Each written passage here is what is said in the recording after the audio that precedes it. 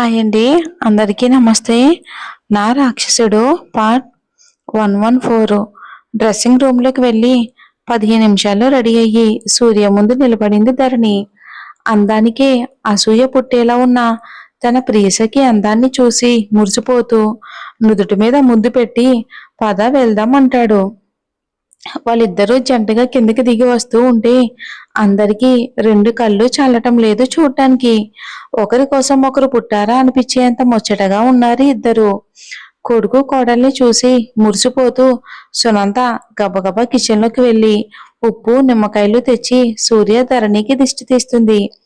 ఇక ధరణి నవ్వుతో, అత్తమ్మ, ఎవరైనా వెళ్ళొచ్చాక తీస్తారు, నువ్వేంటి ఇప్పుడే తీస్తున్నావు అంటుంది.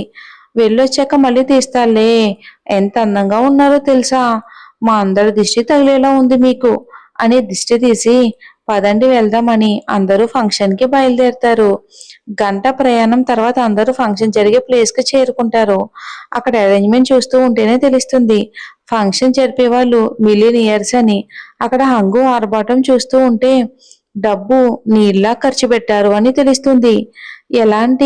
ఇటువంటి మ్యారేజ్ ఫంక్షన్ కి ధరణి రావటం ఇదే మొదటిసారి కాబట్టి కళ్ళు నోరు అప్పగించి అలాగే చూస్తూ ఉంది ఆశ్చర్యంగా. అక్కడ ఉన్న అరేంజ్మెంట్స్ ప్రతిదీ తనకు ఒక అద్భుతంలాగా ఉంది. మై మర్చిపోయి అలానే చూస్తూ ఉంది ధరణి. సూర్య ధరణి చుట్టూ చేయి వేసి, ఏంటి అలా చూస్తున్నావు అంటాడు. దానికి ధరణి నవ్వుతూ, కన్నయ్య, అరేంజ్మెంట్ చాలా బాగున్నాయి కదా, విజ్జు అన్నయ్య పెళ్లి కూడా ఇలాగే జరిపిద్దాం అంటుంది ఎంతో ఆనందంగా. సూర్య ధరణి ఆనందం చూస్తూ, ఎప్పుడు ఎదుటివారి గురించి ఆలోచిస్తావా, నీ గురించి నువ్వు ఆలోచించవా అంటాడు. ధరణి అదే చిరునవ్వుతో, నా గురించి ఆలోచించడానికి నువ్వు ఉన్నావు కదా కన్నయ్య, ప్లీజ్ మన వాళ్ళ పెళ్లి దీనికంటే గ్రాండ్ గా చేద్దాం అంటుంది చిన్నపిల్లలా ఎగ్జైట్ అవుతూ. సూర్యకి ధరణి అంటే అందుకే ప్రాణం. తన కోసం ఏది తను కోరుకోదు, ఆశించదు, ఎదుటివారి గురించి ఆలోచిస్తుంది. చిన్న చిన్న వాటిని చూసి ప్రపంచాన్ని మరిచి ఆనందపడుతుంది ఆమె. అందుకే ధరణి అంటే సూర్యకి ప్రాణం. సూర్య అలాగే అని తన వైపు చూస్తూ ఉంటే, ఏంటి కన్నయ్య అలాగే చూస్తున్నావు, మన పెళ్లి ఇలా జరగలేదు అని నీకు బాధగా లేదా, పొట్టి ఆడపిల్లల పెళ్లి గురించి ఎన్నో కలలు కంటారు అంటావు కదా, అంటే ఇలా జరగాలి అలా జరగాలి అని కోరికలు ఉంటాయి కదా అంటాడు. నువ్వు ఎలాంటి కోరికలు కలలు కన్నావు అంటాడు పెళ్లి గురించి. ధరణి, నిజం చెప్పనా కన్నయ్య, నేను పెళ్లి గురించి అస్సలు ఆలోచించలేదు. పెళ్లి అని ఆలోచనే లేదు నా మైండ్లో. అలాంటప్పుడు పెళ్లి అలా జరగాలి ఇలా జరగాలి అని నేనేం కోరికలు కోరుకుంటాను, నాకు ఎటువంటి కోరికలు లేవు. నేను అస్సలు ఊహించలేని జీవితాన్ని బంధాన్ని ఇచ్చావు, మెడలో తాళి కట్టి నన్ను నీదాన్ని చేసుకున్నావు, నాకు అంతే చాలు. నేను ఎక్కువ ఆశించను కూడా. ఎలా జరిగినా దాన్ని పెళ్ళే అంటారు. నాకు అంగరంగ వైభవంగా పెళ్లి జరగాలని లేదు, నువ్వు ఫీల్ కాకు, నాకు ఇవన్నీ అవసరం లేదు అని సూర్య గుండె మీద వేలు పెట్టి చూపిస్తూ, ఈ సామ్రాజ్యానికి పట్టపురాణిని నేను. ఇంతకంటే విలువైనది, ప్రత్యేకమైనది, అద్భుతమైనది ఎక్కడైనా ఉంటుందా. సూర్య, అంత భారీ డైలాగులు చెప్పకే, నిన్ను తినేయాలి అనిపిస్తుంది అంటాడు ప్రేమగా. ధరణి అల్లరిగా, ఆ కోరికను కొంచెం సేపు ఆపుకో కన్నయ్య, ఇంటికి వెళ్ళాక ఎలాగో తింటావుగా అంటుంది. అవునే పొట్టి, పెళ్లి చేసుకోవాలని థాట్ లేదు అంటున్నావు, పెళ్లి చేసుకోకుండా ఏం చేద్దాం అనుకున్నావే అంటాడు సూర్య. ధరణి, వద్దులే, చెప్తే నీ గుండె ఆగిపోతుంది. సూర్య, అంత వీక్ హార్ట్ కాదులేవేనాది, చెప్పు అంటాడు. అంటే నన్ అయిపోయి సేవ చేయాలి అనుకున్నా అంటుంది. సూర్య గుండెల మీద చెయ్యి వేసుకుని, దేవుడా, నన్ను దీని జీవితంలో కట్ట టైంకి పంపించి 5గురి జీవితాలను కాపాడ్డావయ్యా, ఈ ఒక్క విషయానికి నేను జీవితాంతం నీకు రుణపడి ఉంటాను అంటాడు. ధరణి అయోమయంగా, 5గురి జీవితాలు ఎవరు అంటుంది. నాది మన 4గురి పిల్లలవి, నువ్వు నన్నుగా మారితే నేను ఏమైపోయేవాడిని, మన పిల్లలు ఏమైపోయేవారే నువ్వు నన్నుగా మారితే. ధరణి చిరుకోపంగా, చాలా 4గురు అంటుంది. 4గురు పిల్లలు చాలే, అడ్జస్ట్ అవుతాను, నువ్వు ఎక్కువగా కష్టపడటం నేను చూడలేను అని ధరణిని దగ్గరికి తీసుకుని ముంగురులు సరిచేస్తూ చెప్తాడు సూర్య. వీళ్ళిద్దరూ చుట్టూ ఉన్న వాళ్ళని మరిచి వీళ్ళ లోకంలో వీళ్ళు ఉన్నారు. ఇంట్లో వాళ్ళందరూ ఒక్కసారిగా మేము ముచ్చట్లయిపోతే లోపలికి వెళ్దాం అంటారు నవ్వుతూ. అప్పటికి గాని లోకంలోకి వచ్చి వాళ్ళు ఎక్కడ ఉన్నదో గుర్తుకు వచ్చి చుట్టూ చూస్తారు. అందరూ వీళ్ళ వైపు చూస్తూ ఉంటే ధరణి సిగ్గుపడుతూ సూర్య వెనకే దాక్కుంటుంది. ఇంకా సూర్య అందరి వైపు ఒక యాటిట్యూడ్ లుక్ ఇచ్చి మేమేం మాట్లాడుకుంటున్నామో వినకపోతే మీరు లోపలికి వెళ్ళొచ్చు కదా అని ధరణిని ముందుకు లాక్కుని హత్తుకుని నువ్వేంటే వెళ్ళి దాక్కున్నావు అంటాడు కసురుతూ. పదండి ఇంకా మా మొహాలు ఏం చూస్తారులే గాని డిస్టర్బ్ చేశారుగా అని ధరణి చుట్టూ చేతిని వేసి ముందుకు కదులుతాడు సూర్య. వాళ్ళ జంటను చూసి అందరూ ముచ్చటగా నవ్వుకుంటూ వాళ్ళ వెనకాలే వెళ్తారు.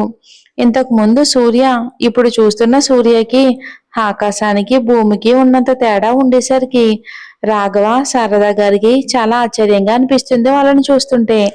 సూర్య ధరణి విషయంలో ప్రతి చిన్న విషయానికి ఆమె మీద అంతులేని ప్రేమను చూపిస్తున్నాడు.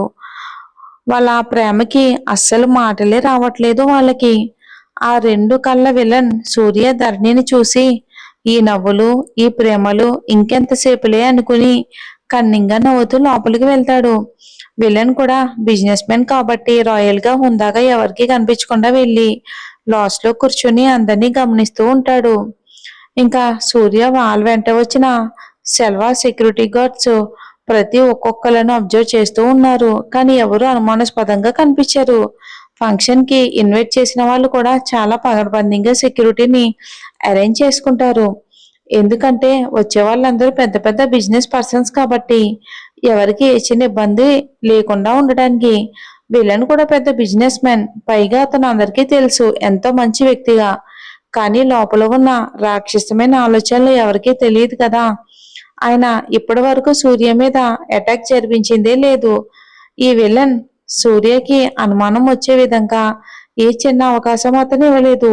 అందుకే అంత ధైర్యంగా వాళ్ళకి ఎదురొచ్చాడు. విలన్ సూర్య కుటుంబం వైపు కసిగా చూస్తూ, ముఖ్యంగా సూర్య వైపు చూస్తూ నీ పతనానికి ముఖ్యమైన వ్యక్తి ఇంకా రాలేదేంటబ్బా అని చూస్తూ ఉంటాడు. అంతలో ఆకాష్ రావటంతో ఇది కదా టైమింగ్ అంటే బాగా దొరికావురా బకరా అనుకుని కన్నింగ్ స్మైల్ ఇస్తాడు. ఇక ఆ అవకాశం కోసం వేచి చూస్తూ ఉంటాడు. ఆకాష్ అందరినీ పలకరిస్తూనే ధరణి వైపు చూస్తూ ఉంటాడు. ధరణి కొంచెం హెల్త్ బాగా పోవటం వలన ధరణి నీరసంగా ఉంటుంది. నువ్వు లేకుండా నీరసంగా కనిపిస్తుంది.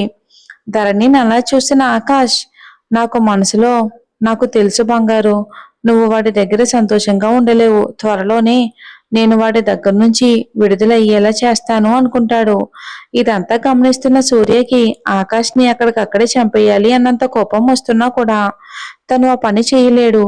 ఎందుకంటే కృతజ్ఞత భావం. ఒకసారి రాహుల్ ప్రాణాపాయ స్థితిలో నుంచి ఆకాష్ కాపాడ్డాడు కాబట్టి ఈ రోజు ఇంకా ఆకాష్ ఇంకా భూమి మీద నిలబడి ఉన్నాడు. లేకపోతే తన ప్రియసఖిని తన నుంచి దూరం చేసి తన సొంతం చేసుకోవాలి అనుకున్న ఆకాష్ని ఎప్పుడూ యమపూరికి పార్సల్ చేసేవాడు. ఆకాష్ ధరణి వైపు ఆరాధనగా చూస్తూ ఉంటే సూర్య ధరణి నడుం చుట్టూ చేతిని వేసి దగ్గరికి లాక్కుని ఆకాష్ వైపు ఒక సీరియస్ లుక్ ఇస్తాడు. ఆకాష్ కోపం బాధతో అది చూడలేక ముఖం పక్కకు తిప్పుకుని దూరంగా వెళ్లి కూర్చుని సూర్య ధరణి వైపు అలాగే చూస్తూ ఉంటాడు. ఆ అవకాశం కోసమే ఎదురు చూస్తున్న విలన్ వెయిటర్ని పిలిచి డ్రింక్ గ్లాస్ తీసుకున్నట్టు తీసుకుని ఇంకో గ్లాస్ లో వెయిటర్ చూడకుండా ఏవో మాట్లాడుతూ పౌడర్ కలుపుతాడు. విలన్ నవ్వుతూ ఆ సార్కి ఎటువంటి డ్రింక్ సర్వ్ చేయలేదు, వచ్చిన వాళ్ళకి త్వరగా డ్రింక్ ఆఫర్ చేయకపోతే ఎలా, వాళ్ళు ఏమనుకుంటారు అని మందలింపుగా చెప్పి ఇంకా సార్కి వెళ్ళి డ్రింక్ ఆఫర్ చేయి అని వెయిటర్ కి చెప్తాడా విలన్. వెయిటర్ గబగబా వెళ్ళి ఆకాష్ చేతిలో పౌడర్ కలిపిన డ్రింక్ గ్లాస్ పెడతాడు. బాధలో ఆలోచనలో ఉన్న ఆకాష్ ఒక్క గొక్కలో డ్రింక్ ని తాగేస్తాడు. విలన్ నవ్వుతూ సగం ప్లాన్ అయితే సక్సెస్ అయ్యింది అని అనుకుంటాడు మనసులోనే కన్నింగా.